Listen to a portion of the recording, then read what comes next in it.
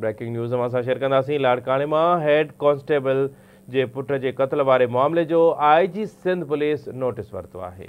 मक़तूल नौजवान एहसान जमारानी जी तदफीन कई वई आहे। 11 जवाबदारनि खिलाफ केस पिण दाख़िल कयो वियो आहे। IG सिंध गुलाम नबी मेमण वाक़े जो नोटिस वरतो आहे। तफ़सील मालूम कंदासीं ब्यूरो चीफ लाड़काणे जे रशीद समो खां। रशीद अपडेट कजो।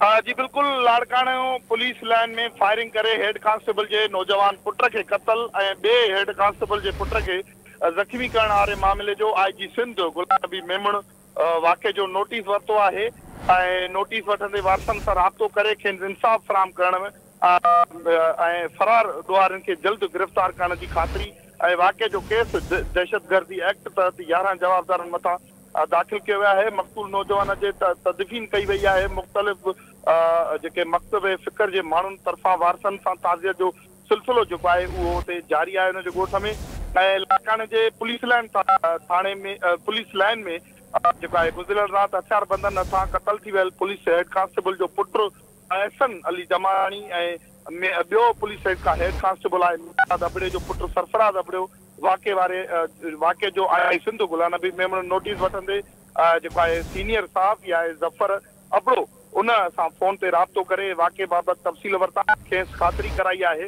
त मक़तूल ऐं ज़ख्मी जेको नौजवान जे वारसनि खे इंसाफ़ फराहम करे फरार थियल ॾुआरनि खे तमामु जल्द गिरफ़्तार कयो वेंदो ऐं अहिड़े वाक़े जो केस दहशतगर्दी एक्ट तहत अद जे सिविल थाणे ते मक़तूल नौजवान एहसन अली जमारानी जो वालिद आहे पुलिस हेड कांस्टेबल गुलाम सरोवर जमारानी जंहिंजी फरियाद ते 11 जवाबदारनि मथां नज़ीर भुट्टो पुटु मीर भुट्टो नूर मुस्तफा भुट्टो ऐं सलमान भुट्टो में अब्दुल गनी उर्फ मोहम्मद अवेस सरगानी गुलाम मुस्तफा सरगानी गुलाम कादर सरगानी हसनैन जतोई सुल्तान आराई मुतमल जतोई ऐं अरसलान वरी मेहरबानी।